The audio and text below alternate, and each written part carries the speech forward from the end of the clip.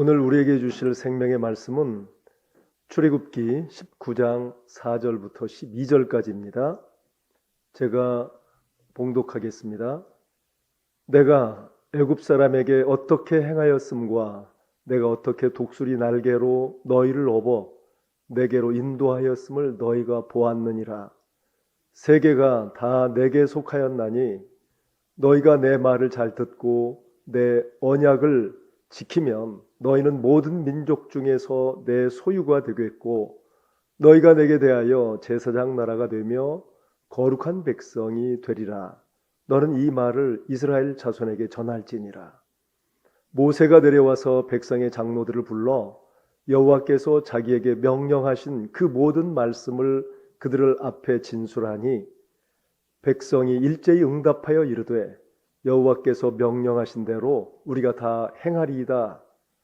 모세가 백성의 말을 여호와께 전하매 여호와께서 모세에게 이르시되 내가 빽빽한 구름 가운데에서 내게 임함은 내가 너와 말하는 것을 백성들이 듣게 하며 또한 너를 영영히 믿게 하려 함이니라. 모세가 백성의 말을 여호와께 아뢰었으므로 여호와께서 모세에게 이르시되 너는 백성에게로 가서 오늘과 내일 그들을 성결하게 하며 그들에게 옷을 빨게 하고 준비하게 하여 셋째 날을 기다리게 하라.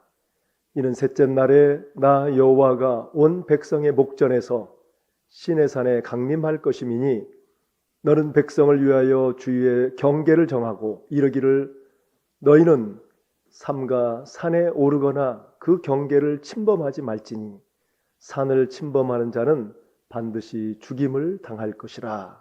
아멘. 오늘 말씀은 제사장 나라와 거룩한 백성이라는 말씀을 가지고 서로 은혜를 나누고자 합니다. 교회는 목욕탕과 같습니다. 교회는 세상 죄를 씻어내기 위하여 가는 곳입니다.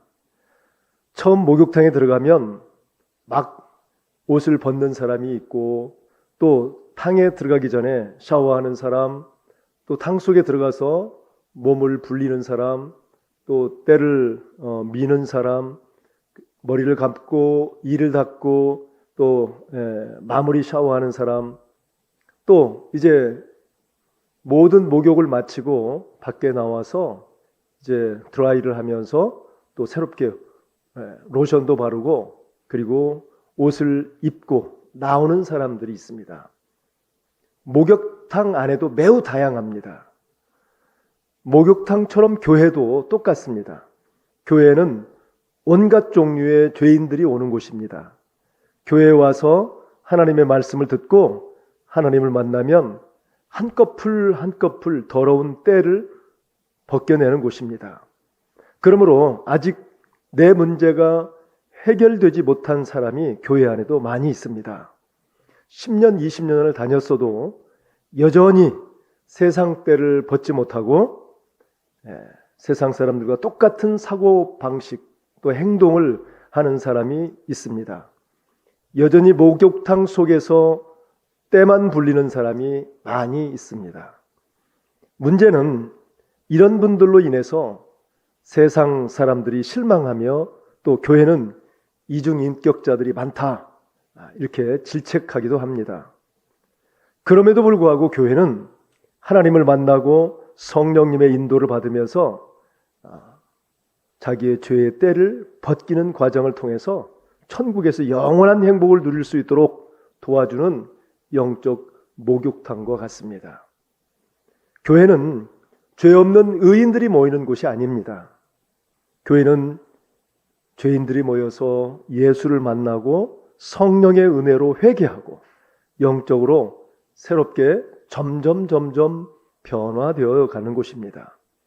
변화된 성도는 세상을 구원하고 또 세상과 다른 거룩함을 소유하게 되어집니다. 그 거룩함에서 세상을 향한 생명의 빛이 나오게 되는 것입니다. 마태복음 5장 16절 말씀을 보겠습니다.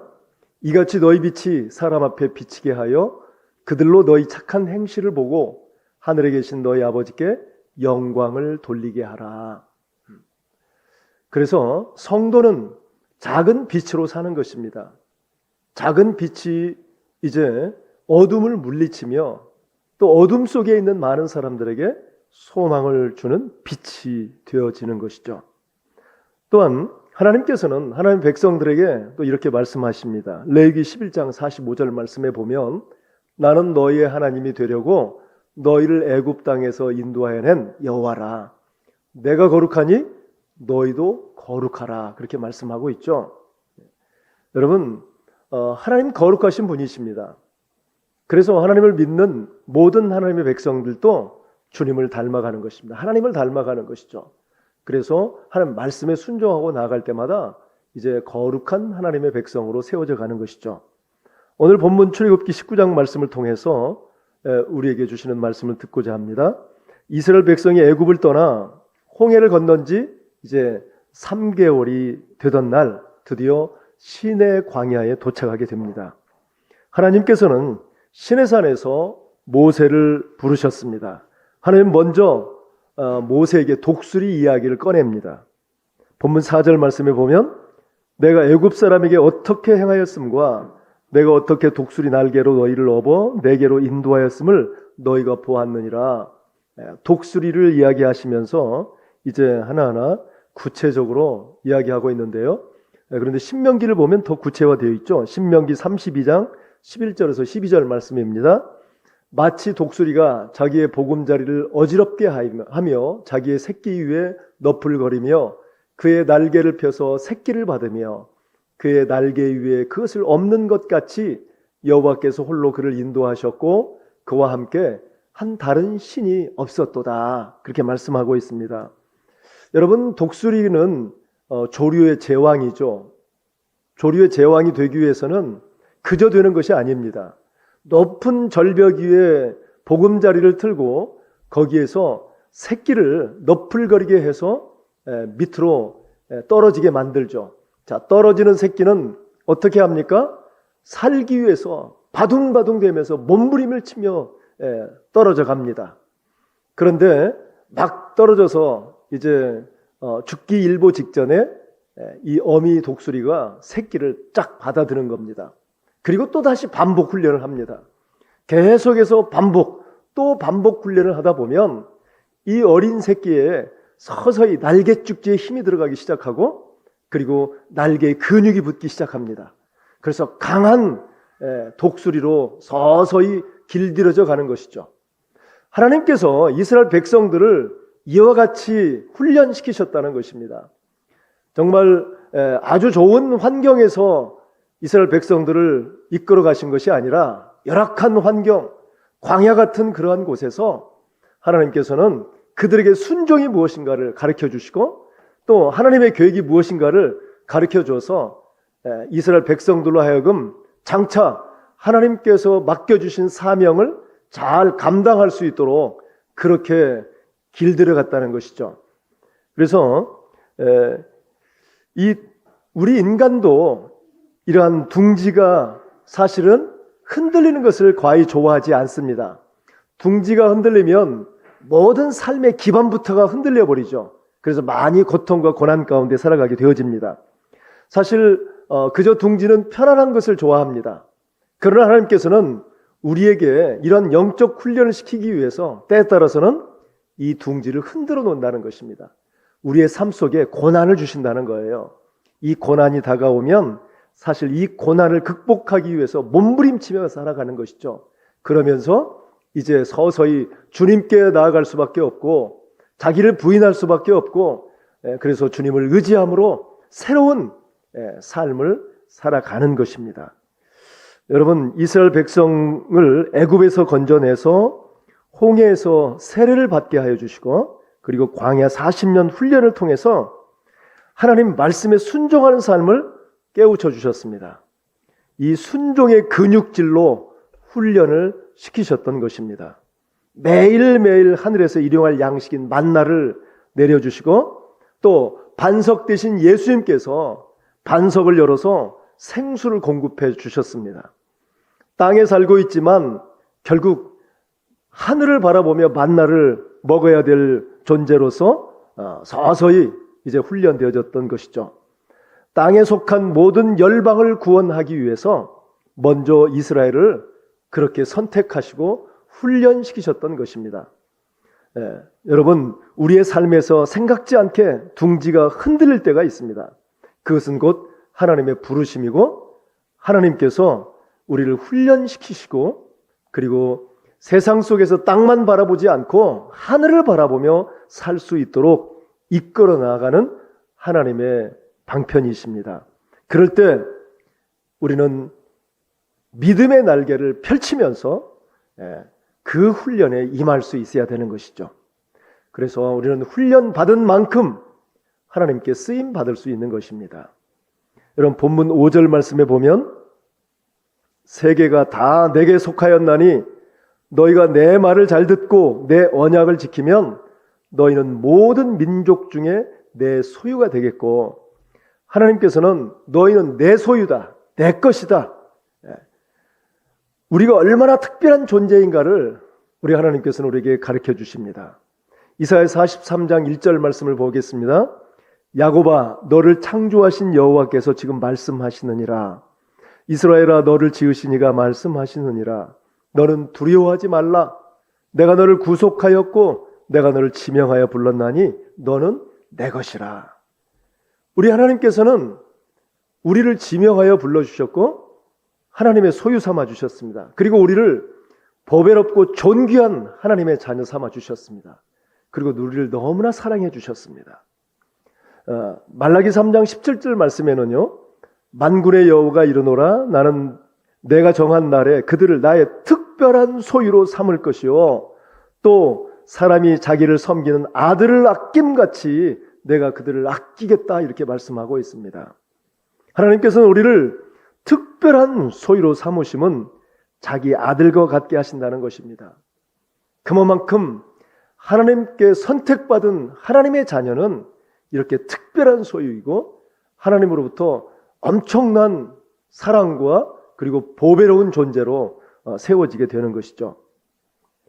여러분, 하나님께서 우리를 특별한 소유로 삼으심은 자기 아들과 같게 하신다는 것입니다.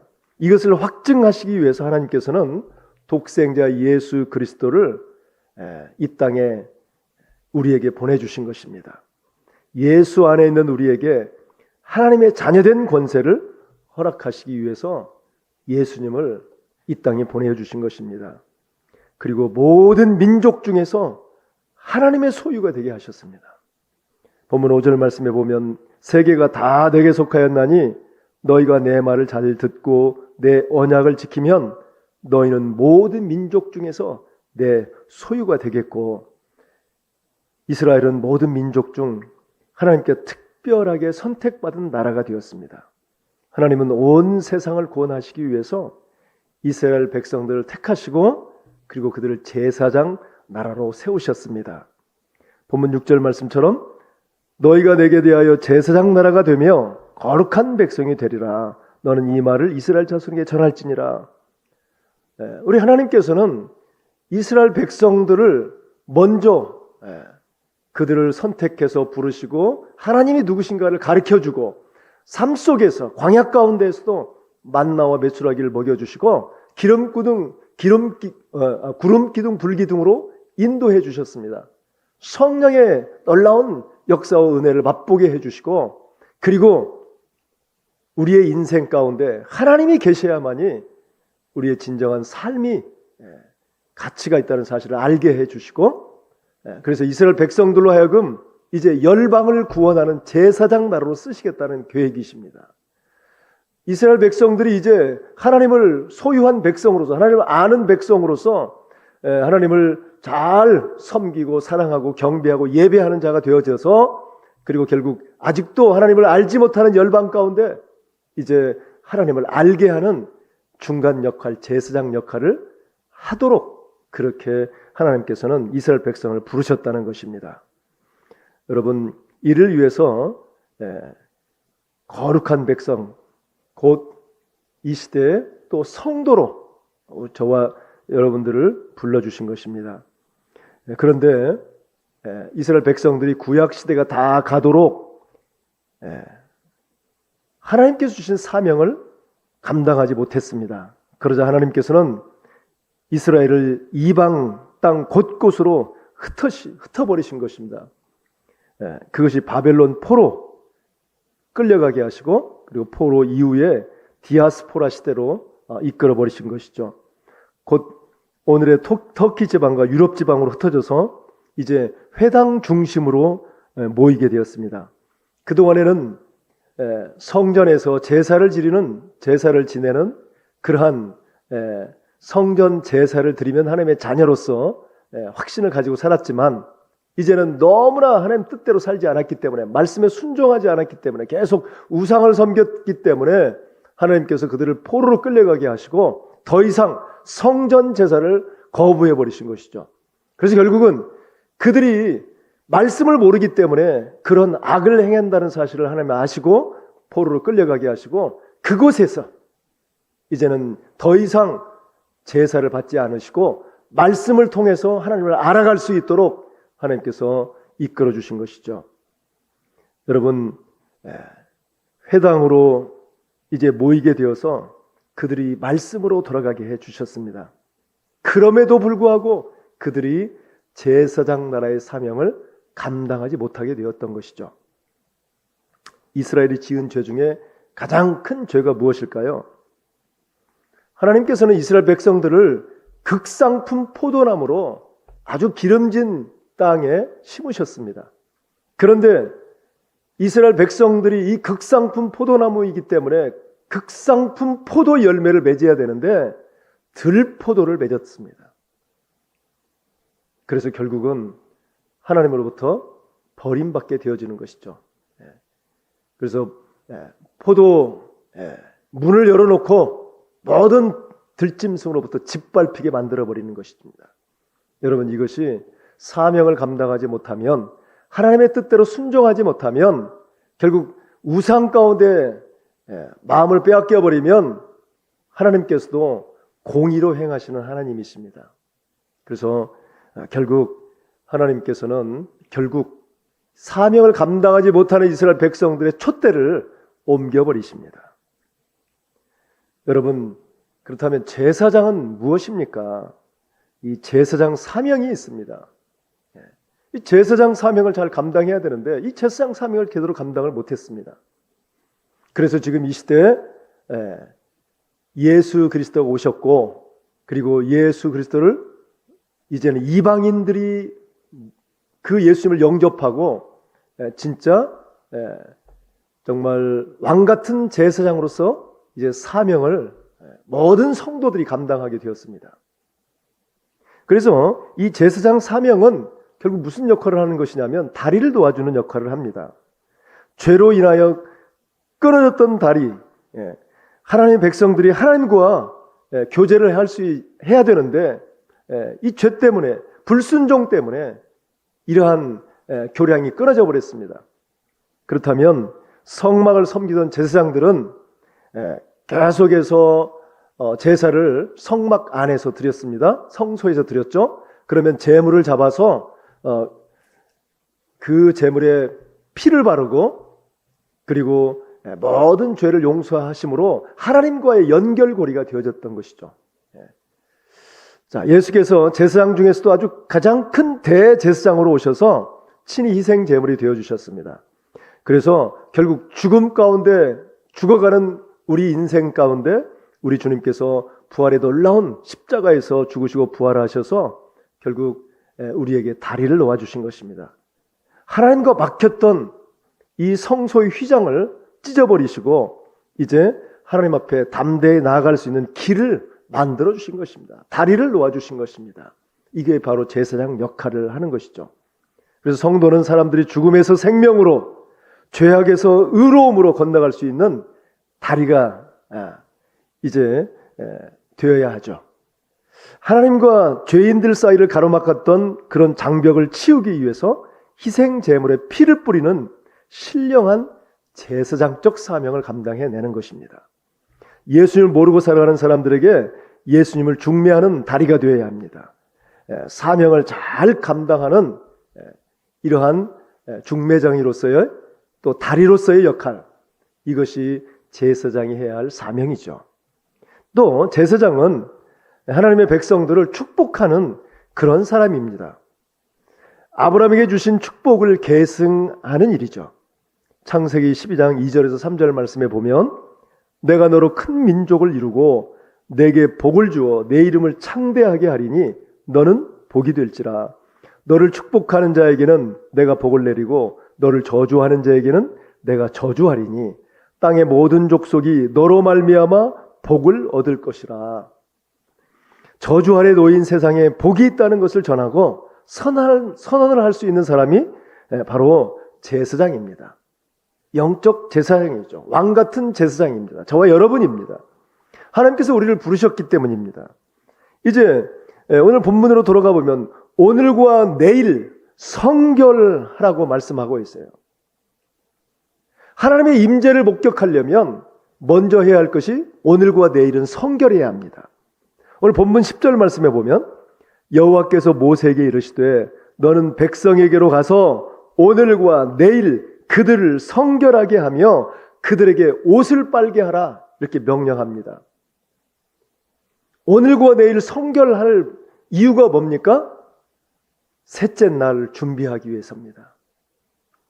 여러분, 하나님께서는 이제 셋째 날 시내산에 강림하셔서 율법을 주시고 십계명을 주시고 말씀을 주셔서 하나님과 시내산 언약을 맺으려고 하시는 것입니다.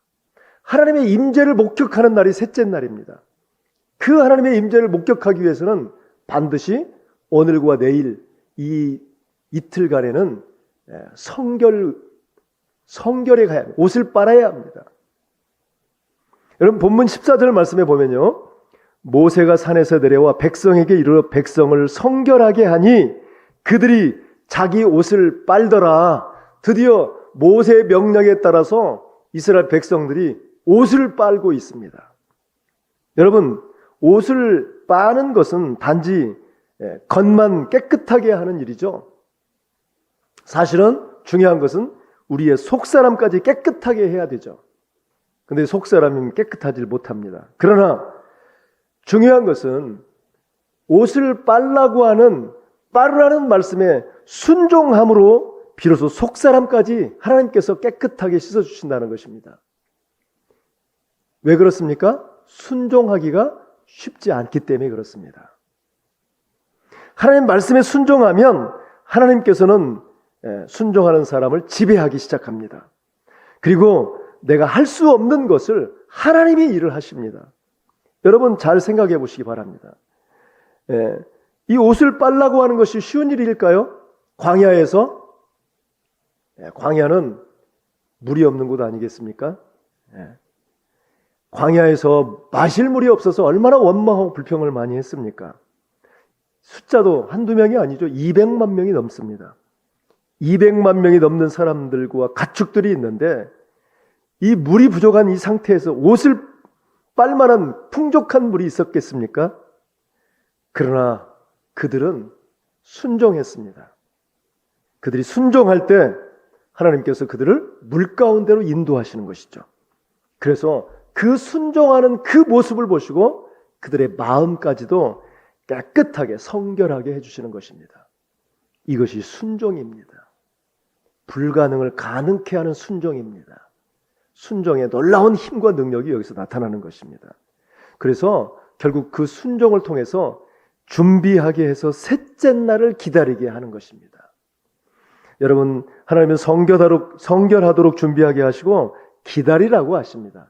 기다리라고 하시는 이유가 뭐예요? 그 다음부터는 내가 하리라. 너희가 순종했기 때문에 그 다음 일은 하나님이 하시겠다는 것입니다. 그래서 여러분 아브라함이 아들 이삭을 모리아 산에 번제로 바칠 때도 그렇지 않습니까? 여러분 어떤 누구가 정말 눈에 넣어도 아프지 않은 그 아들을 번제로 하나님께 바칠 수 있겠습니까? 독자인데 100세에 낳은 아들인데. 그런데 아브라함은 하나님의 음성을 듣고 하나님 말씀에 순종합니다. 아들 이삭을 데리고 모리아 산으로 올라가죠. 그는 끝까지 하나님 말씀에 순종합니다. 그는 번제단 위에 이삭을 꽁꽁 묶어놓고, 그리고 이삭도 아버지의 행하는 것을 이미 눈치를 채고 그냥 그 포승줄을 받죠. 묶임을 당합니다. 그리고 마침내 아브라함이 칼을 들어서 이삭을 번제로 바치기 위해서 그 몸에 칼을 대려고 하는 찰나에 하나님께서 바로 아브라함아 됐다. 이게 순종입니다. 순종은 확실하게 분명하게 하는 것입니다. 여러분, 이러한 분명하게 그런 순종을 할 때 하나님께서는 번제로 드릴 양을 미리 준비해 두신 것입니다. 여호와의 일의 복입니다. 이것이 바로 하나님이 일을 하시는 것입니다. 우리 인간이 하는 것은 항상 부족하고 어리석고 우둔하고 무지하고 무능하기 때문에 완벽한 하나님의 일을 할 수는 없습니다. 그러나 우리가 해야 할 일은 순종입니다. 순종만 하면 그 뒤에 일은 하나님이 하신다는 것입니다. 그래서 셋째 날을 준비하고 기다리라. 그러면 하나님이 하시겠다는 것입니다. 여러분, 그래서 우리가 첫째 날과 둘째 날은 성결해 가야 합니다. 깨끗하게 씻어 가야 합니다. 말씀을 통해서 우리의 옷을 빨고 우리의 마음을 빨고 거룩하게 하나님의 왕같은 제사장으로서 그러한 제사장적 사명을 감당하기 위해서 준비해야 하는 것입니다. 그럴 때 셋째 날에 우리 주님께서 시내산에 강림하시고 결국 이스라엘 백성들을 만나주시고, 그리고 하나님 말씀을 선포하시면서 시내산 언약을 맺어주시는 것입니다. 하나님과 그 인간 간의 계약을 맺어주시는 것입니다. 어찌 하나님께서 인간들의 이 죄 많은 인생 가운데 그들과 언약, 계약을 맺을 수 있겠습니까? 바로 순종했기 때문에 그렇습니다. 옷을 빨고 마음을 빨고 순종했기 때문에 하나님께서 셋째 날에 이와 같은 놀라운 하나님의 임재 가운데 그 엄청난 일을 하신 것입니다. 여러분, 하나님은 시내산에 강림하셨습니다. 산에는 천둥 번개가 치고 산이 진동하고 빽빽한 구름이 산을 감싸고 하나님 불과 연기 가운데 강림하셨습니다. 나팔 소리가 점점 커지면서 하나님의 음성이 임했습니다. 그리고 하나님 모세에게 하나님의 백성들과 언약할 율법을 말씀해 주신 것입니다.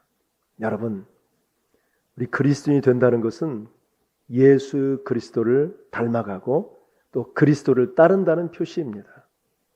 교회는 세상을 구원하는 거룩한 공동체임을 잊지 말아야 합니다. 그렇지 않으면 이스라엘 이방으로 흩으셨듯이 하나님이 흩어버리십니다.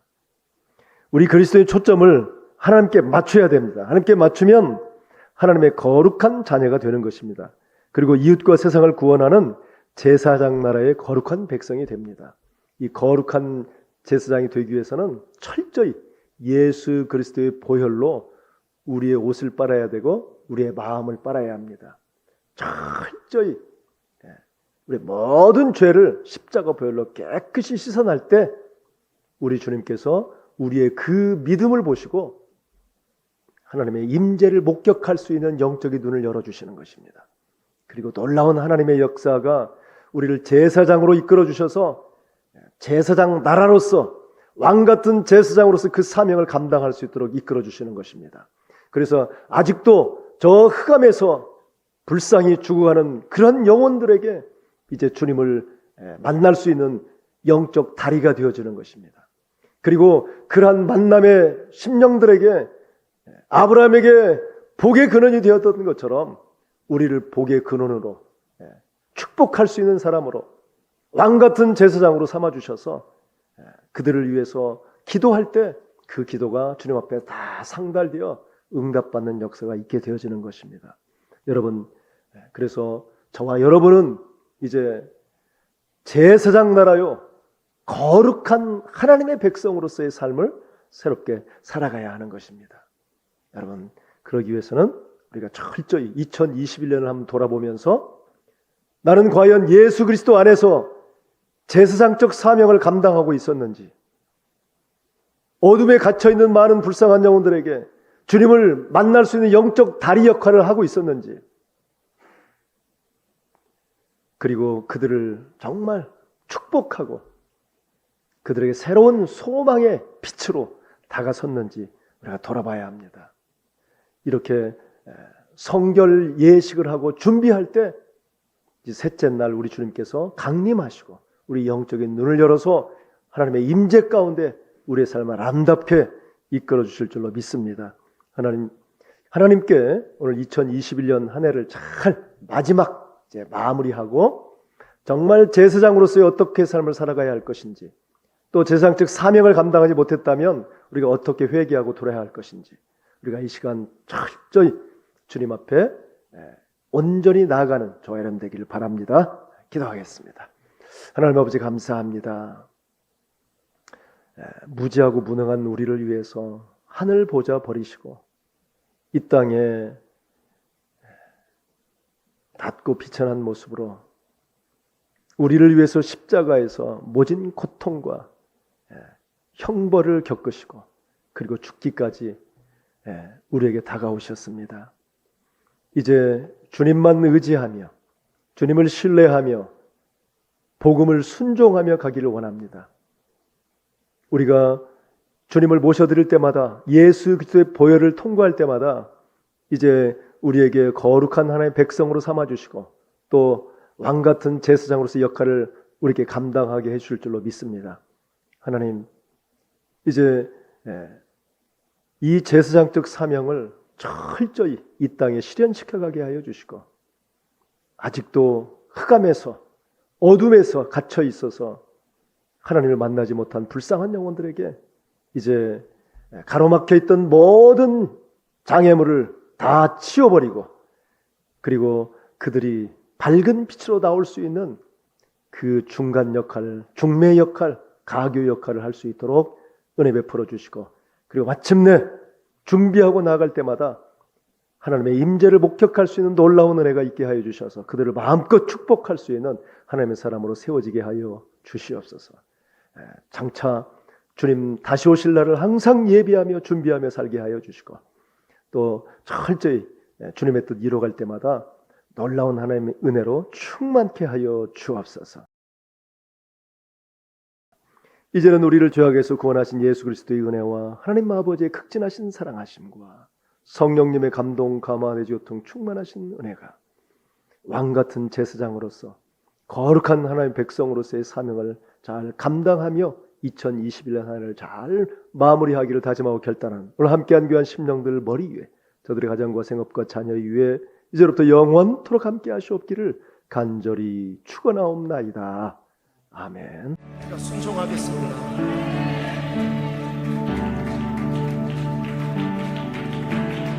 먼저 그 나라와